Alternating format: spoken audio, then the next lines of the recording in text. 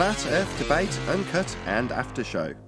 I'm your host Nathan Oakley, and if you are new to this channel, or you've not done so already, then be sure to subscribe, hit the bell notification icon and join button if you'd like to become a Nathan Oakley 1980 channel member and keep up to date with the Flat Earth Debate. If you would like to support the channel, there is a super chat that runs alongside each of these shows while they premiere, and there's also a PayPal, Patreon and crypto link in the info box below the video.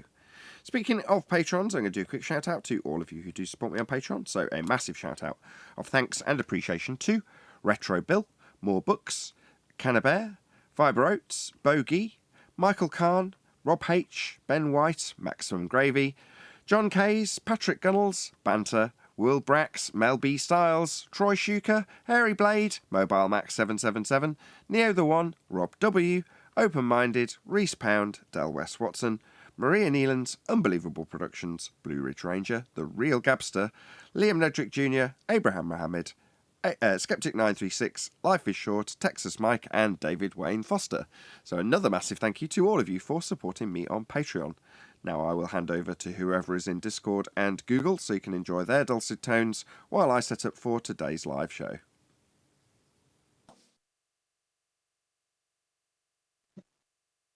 I mean, dude, Chappelle took all that crap for making jokes, and so do all the best comics. They take crap for making jokes because there's Karens and Kevins.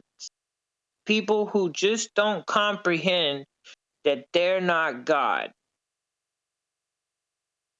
You know the story of Tom Brady, right? No. Okay, so you know how Drew Brees, he passed the remark, and then he later had to retract it because they claimed it was racial. Tom Brady takes his Trump hat, puts it right on top of his locker, and nobody says a word to him.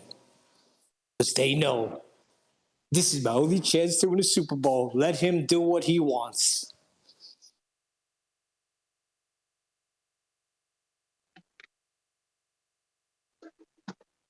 Dude, my dad grew up in a different time, right? I heard him say a bunch of dumb crap that I wouldn't in a million years think to say myself.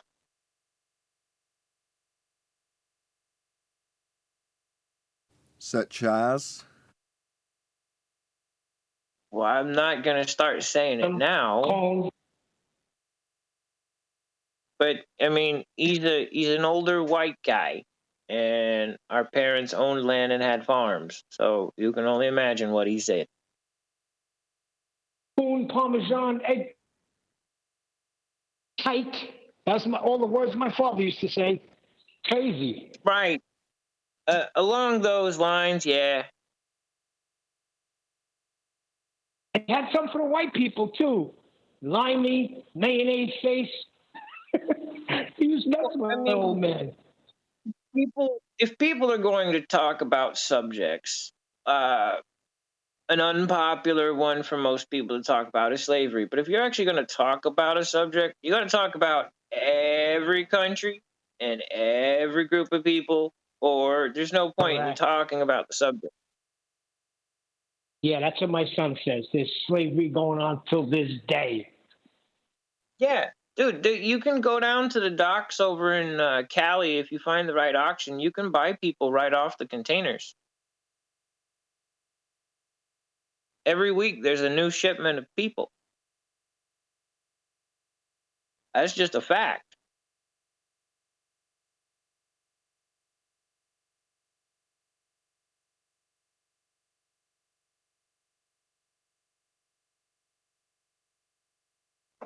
Oh, what a positive way to start the show.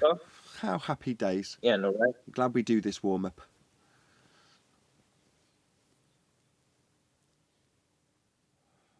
I feel lost. Well, we got a little off the path, but it's all right. It's a sad fact. Well, it's in chat now. They're saying what they're saying now. They're saying some mad things now about this sextant argument. The surface of the Earth it's just totally irrelevant. The surface of the Earth is not required, is what they're saying. A concession. If they're saying the surface of the Earth isn't required when celestial navigation specifically deals with navigating the surface, they're essentially saying our globe surface has nothing to do with celestial navigation. Well, yeah, we agree. Your globe's got nothing to do with it because Earth's not a globe. Well, However, celestial navigation requires and navigates a flat surface. I know. It's crazy. Well, he brought up the aviation bubble sextant that they actually used, but the video that he posted, because we were going over this, the video he posted, the guy doesn't give me enough information, and the only thing I see from the first bubble sextant that they used in aviation was they had a dome piece of the plane, right, that was domed out so that somebody could actually get up in there and try and navigate using the stars. But they were having issues with that, so they had to change up the sextant. And then, they finished the last 2 minutes talking about the new sextant, but not really going over how the damn thing works in the sky. Yeah, but that guy, this is what they just, he's saying that you don't need the surface of the Earth with a bubble sextant. We said, yeah, we know you don't, but you need a No, you do. No, that's wrong also. So you don't need the yeah. surface of the Earth for a bubble sextant's incorrect.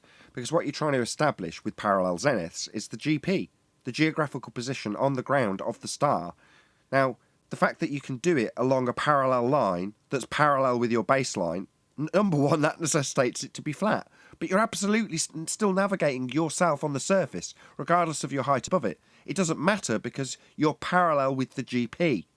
So it absolutely is still dealing with the surface. You're navigating the surface. It doesn't matter that you're flying over it. Yeah, but they seem to think that. So we're saying, well, yeah, you need that flat surface to navigate the flat baseline, and that's exactly what you do on the sea. But you don't need a bubble sextant on the sea because you're using the sea level, and they're just not getting it. No, they are. They're conceding. They're telling you it's got nothing to do with the surface when we navigate the surface. Well, no, it does, definitely. It clues in the title. But it doesn't have anything to do with your globe surface because that won't give you any of these fixed positions, GPs, parallel baseline, nothing. It won't give you any of the functionality needed to do celestial navigation. Hence their rebuttal. It's got nothing to do with the globe surface. Yeah, we know. That's correct, Nathan. Well said. Yeah, totally. The end of the road. They're telling us how little it has to do with their globe. And they're correct. They're conceding. Yep. It's just unbelievable what they're saying. You just think, what am I dealing with here? It's just ludicrous. Who's saying all this stuff? Good morning. Morning. Who's saying all this stuff? What was he called? Cuddles? Sorry, forgot his name. Was it? It's the guys over here on this other server. The baby the smartest or something, and Giggles, which is AKA Puppy. I think Mac was trying to jump into it too. And the subject was the sextant and the bubble sextant and how the artificial horizon of the bubble worked. Yeah, the one guy, the smartest, was bringing up the aviation sextant, but What about that? What did he say?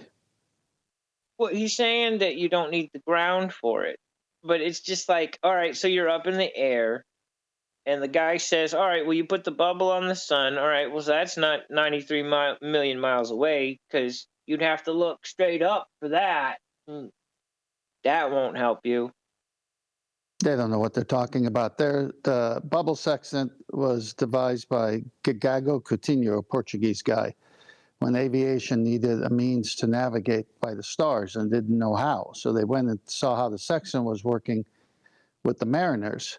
And so they had that bubble version on top of the plane, the plexiglass of some kind, and the navigator would pop his head up there and sight the stars and do it that way.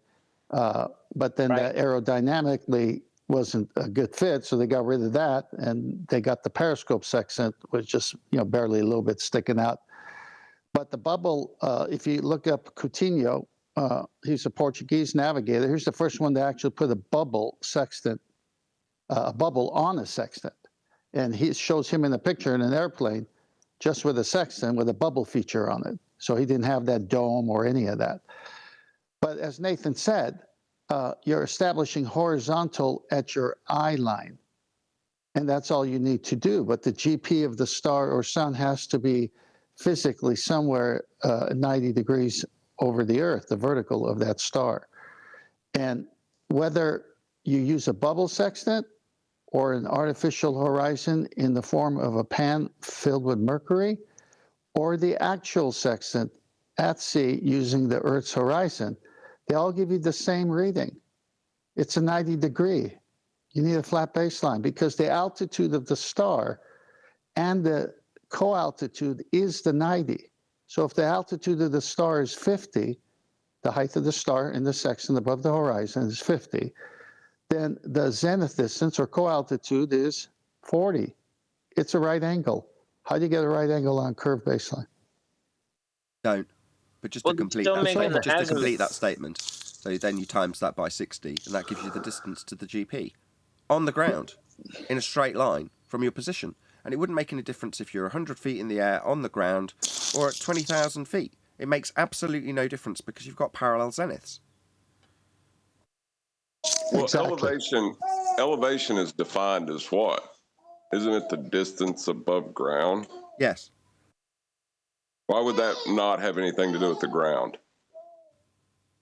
Because they're saying it in response to us pointing out that you need a flat baseline, and in this case parallel zeniths, another horizontal line that runs parallel with the ground. And they're saying, well, it's got nothing to do with the ground. We're trying to take it away from the ground and put it in the air so we can obfuscate away from the fact that we're navigating the ground. And then we just say it's got nothing to do with the ground, meaning nothing to do with the sphere, because it doesn't work with the sphere. Nathan, let me say something here.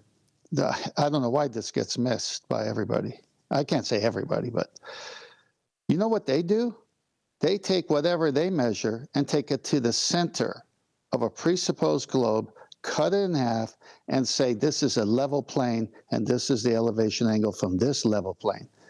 For them to say a bubble sextant with eye level horizontal and then stop there and not say, well, in the way we do it, because we're ballers, is we have to take it all the way down to the equatorial plane and we have to assume a flat plane for this to work. Which is harder, for them to do that or for us to say height of eye correction or from the airplane to the surface parallels, baselines?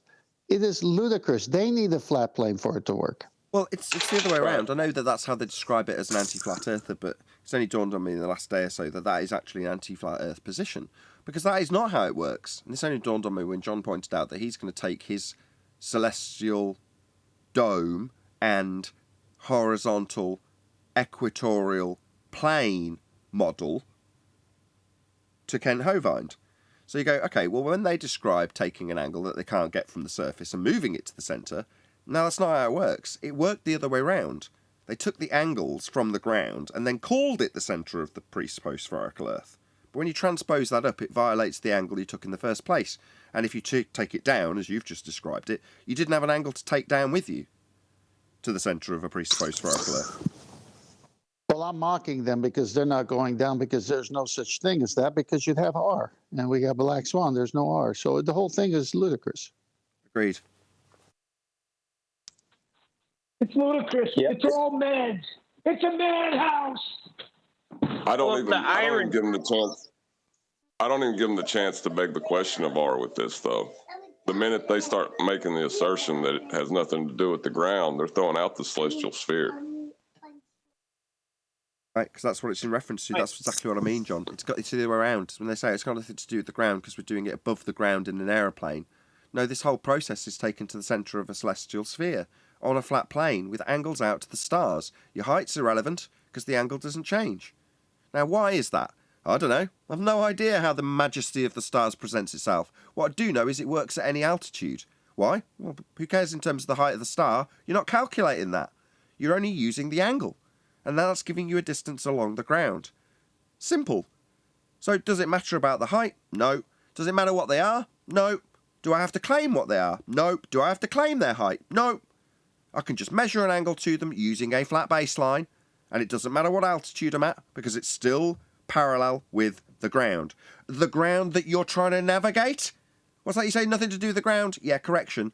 Nothing to do with the sphere ground, and everything to do with navigating the actual ground that we dwell atop, which is flat and must be, because this wouldn't work if it wasn't. Right, because no matter how high you are up, even in a plane, you still make an azimuth to get an accurate heading and of where you're going and the direction you're coming from, too. Exactly. The way that if you read enough books, they'll say, you got to imagine a celestial sphere, and listen to what the next word is, and you're at the center of that sphere. Now, what they're also exchange that with is the globe model, and cut it in half, and the center of that globe model. So the you're at the center of that celestial sphere is also the center of their presupposed globe. So it's one and the same. They need a flat plane in order to get an elevation angle. So they've made everything up, and John's going to kill them with this.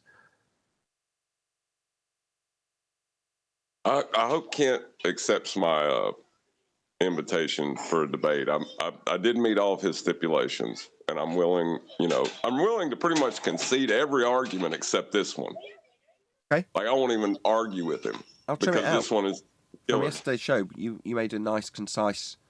It's got the element of surprise because we hadn't heard it before, but I'll trim that out and put Ken Hovan called out for a debate. So, it'll be publicly... it won't be you just emailing him. I'll do that tomorrow. Listen, you got family connections, John. Remember that. You got the in. Yeah, my brother-in-law is one of his disciples, so I've spread the word that way too. Live with him on the compound or whatever they call it. Yeah, he was on Ken Hovan's compound. Yeah. No way. Is it just me, or is that really, really culty? It's cool. Yeah, that sounds creepy to me. They're like a second away from drinking the grape juice. What, like in communion? Well, No, like in Jim Jones. That's the Kool-Aid. difference is Kool-Aid. You're allowed to leave Ken Hovan's compound. So you're told, but wouldn't that be exactly what you'd be told? Okay, listen, I just posted... Nobody is answering me. If you were in a cult, wouldn't it be a good idea to give the impression that you can leave at any time? But my brother-in-law is gone from there. He's actually in this city where I'm at. You're ruining my point, John. Now he is, until he's ordered. Now he is. John. Do you know the hell he had to go through to escape, though, John? It's just too painful for him to tell you. Anyway, my point stands. Okay, you're pushing it too far. Anyway, go to Master B. I've got a reference to a collector site that has the Coutinho bubble sextant. You can scroll through it, show it. I don't need to comment. Just view it and scroll as you like. Okie dokie.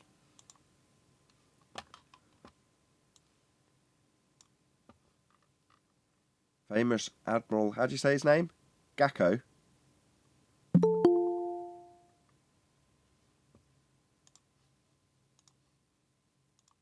Am I on the right thing? I assume it's about a sextant, so it can't not be. Yeah, it's Gago Coutinho. Gago. Yeah, just scroll down. You'll see a picture of the sextant. You'll see the bubble feature on it. But see, this is the beauty of the argument of the trap I set. The trap I set was once I studied the different sextants and how they all work and realized all they need to do is establish horizontal, then when it came to the marine sextant and you use the actual Earth horizon, where the sky seems to meet the sea, you have to do dip correction. But all the other ones with the bubble or the artificial with the mercury, you don't do dip corrections. And so I said, well, why do you need dip corrections on one and you don't need dip corrections on the other two methods? I wonder why they don't do that. Well, because you establish a horizontal immediately. Okay? So you could also do with a protractor with a string with a weight. It gives you a plumb line. So it automatically gives you the vertical, and then it lines up on the protractor precisely, so you have your horizontal as well. So now, when you go to the marine section, you're on top of a small sailboat, 10 feet high, and you're sighting the horizon. You bring the sun down to it, do your waggle, and you say, you need a right angle, so you need to make correction. Minus 10 feet, these are all the little corrections you have to do to get the correct true altitude. And it must be a right angle because the height of the star is the elevation angle. Then the complement is the difference that makes a total of 90, the maximum amount. Well, what's 90? It's a right angle triangle. My goodness.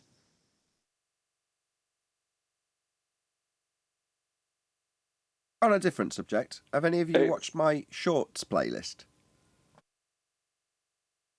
I did just earlier with the gravity.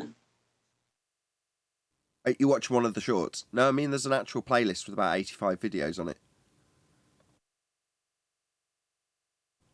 Probably not. That's fine. You're all on it at some point or another. But I accidentally clicked on it. I don't know why. Something I've been plugging on the ends of each video on the outro reel. It puts up a thumbnail that you can click on at the end of the video in the video screen, promoting the shorts list. Because I've been slowly adding videos. Each time there's a fundy that comes in and there's a debate. Normally I'll turn it into a 10-minute video, sometimes 20-minute video, whatever. But then it'll get hacked down to about a minute or less. And that's a shorts video if you can format it in a phone style or square or less, basically, like a very narrow field. That becomes a shorts video if it's less than 59 seconds long or less than 60 seconds long. Anyway, I've put them all together in a long list, but because of the formatting restrictions, I've ended up actually doing what I consider to be, obviously, is my video, or my videos, a very good job of concisely summarising some of the debating points in less than 60 seconds. Now, they're all well and good, and obviously I've watched them all, but made them, but when you put them together in a playlist, which up until now I'd not watched, there's something quite magical about it. Did any of you guys ever watch a guy called Casey Neistat? Nope. Okay. He's a YouTuber that back in the day, maybe 10 years ago, was extremely prevalent, very well-known YouTuber. Doesn't matter that you don't know him. But what he had a habit of doing was these very abrupt jump cuts. If the next thing he was going to say in his sentence, you could figure out the rest of what he was going to say, he'd take the first couple of phrases and then just cut it, the rest of it, because you could already figure out what the rest of the sentence would be. And it'd be a really abrupt cut. Well, although I don't like that, and I wouldn't necessarily do it in a video, just by default it ended up being that way when you end up playing one of these shorts after the next, because they're so short and they've got no outro for the most part. Some of them have. And yeah, the place itself's got some faults. It's there's a few duplications and a few long form videos that shouldn't be in there. But for the most part, it's like probably 80, maybe a bit less, 75 maybe, if there's that many errors. Short videos that if you listen to them one after the next, it's just bang, bang, bang, bang, bang, bang, bang, debating points. Really short, really concise. Concessions in there as well. And it's just I stuck it on. It was like a couple of hours to just let it play through while I was doing stuff this morning. And I just kept on smirking and smiling to myself, which I know that might sound like, well, you know, why wouldn't you? It's like, well, when you made the video yourself, that kind of gets erased as you're making it and going through it, listening to the same thing over and over again 5 or 6 times, probably more. That kind of gets lost. So to listen to them back in that format, which is obviously presenting my own stuff back to me in a way I've never seen it before, was really, really enjoyable. I know it sounds like I'm blowing smoke at my own ass, but I am, because I need to promote it, because it's good, and I didn't know how good it was until I watched it today. So if you get a chance, check out the shorts list. The other thing I was going to say is that would be useful for someone like Dearth, in the respect that you want to get a good handle on all of the arguments in a concise way, and then maybe make some notes and say, how can I expand on this, or how do I understand this better? That would be the way to do it. Here are all the debating points, the good ones from recent times, because shorts haven't been around that long. So it's all new stuff. There's no old fluff that's out of date. It's all bang up to date. Anyway, I can't promote my shorts playlist enough. Go and check it out. I've listened to some of your shorts, Nathan. I can't say I listened to all of them, but I've listened to a lot of them, and they do turn up on my shorts on YouTube. And I listened to the one you put out there this morning. So yeah, shorts are brilliant. I mean, and your ones are good. It's just bang, bang, bang, bang, bang. This is what he said. This is what I said. This is what the other person said. This is where they're wrong. So that kind of a thing. That kind of format. I mean, like I say, I've obviously watched them when they've come out, and I check that they're running fine and everything else. But like I say, I've never seen them one after the next, and it's a very different experience. And plus, there's a few, because it's monetized, there's a few ads that pop up in between, and they kind of add to the experience, as strange as it may sound, because you're expecting, it's like another jarring jump cut, and Casey Neistat jarring jump cut, when you go from, well, there is no Earth curve. Have you considered buying insurance from Legal and General? It just kind of added to the experience and made me smile that little bit more before you. If you're going to do that, click the skip ad button. Please watch my ads. Well, see, the thing about it is, I don't know if you put the word short into every one of those you label, but you should put the word short into it, maybe. I do. Hashtag shorts is on everyone, yeah. Yeah, because, I mean, the thing about it is that they're so easy to watch. They're only a minute, and someone could watch 4 or 5 shorts in 5 minutes. Do you know what I mean? 4 or 5 minutes, 4 or 5 shorts are over, and that could be 3 advertisements. So you're getting 3 advertisements in within 4 or 5 shorts in the space of time, whereas there was 3 advertisements in a video would have to be 25 minutes long. You know, that kind of thing? I see what you mean. So from a YouTube point of view, it's a very easy way of slipping in a shitload more ads that they wouldn't have before had the opportunity or justification for slipping in. But in between shorts, they have. Yeah, that makes sense. I hadn't thought of it from that perspective. Now I do. Watch all of my ads in between my shorts, please.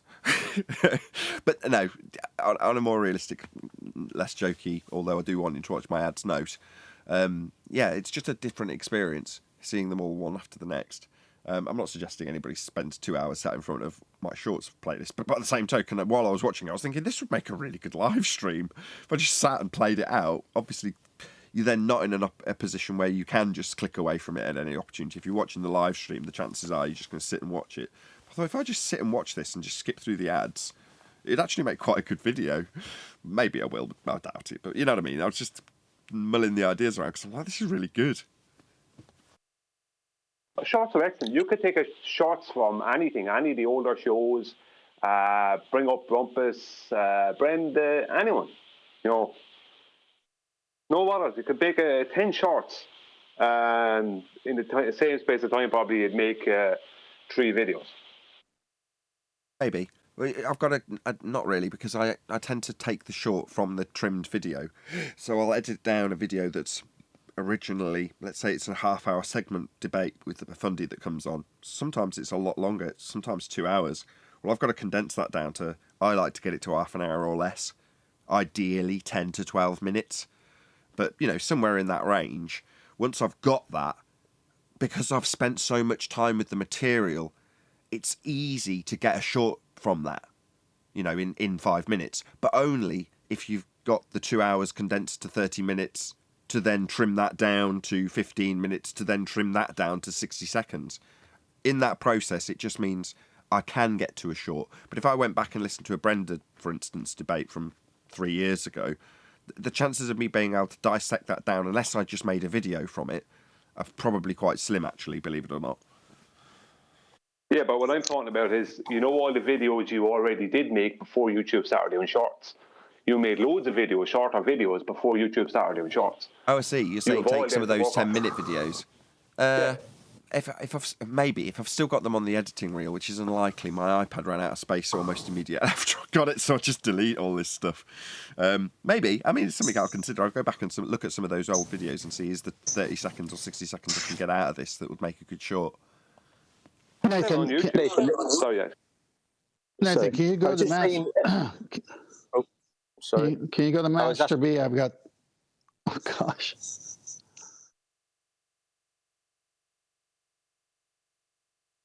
Did you see the article? Yes. Let's suppose you just use your sextant to determine that the angle between your celestial body and the horizon is 30 degrees. From the rule of right triangles, we know that the angle between a line extending up from your position and the celestial body is 60 degrees. 90 minus 30 equals 60. You can see an interesting relationship between the angle in the air you just measured and the angle between your ground position and the celestial GP. In essence, You just measured how many degrees of arc lie between you and the celestial GP traveling on the surface of the Earth. Next slide. What does 60 degrees of arc between you and the celestial GP mean? If you remember the old rule that 1 minute of arc equals 1 nautical mile, you have your answer. Your distance from the celestial GP is 3,600 nautical miles. You are now entitled to draw a circle of position of radius, 3,600 nautical miles, around your celestial body and be reasonably sure that you are somewhere on it. Last, Stephen M. Kastner, PhD, researcher for NASA, author of 2 books. And I've posted the link for the full article.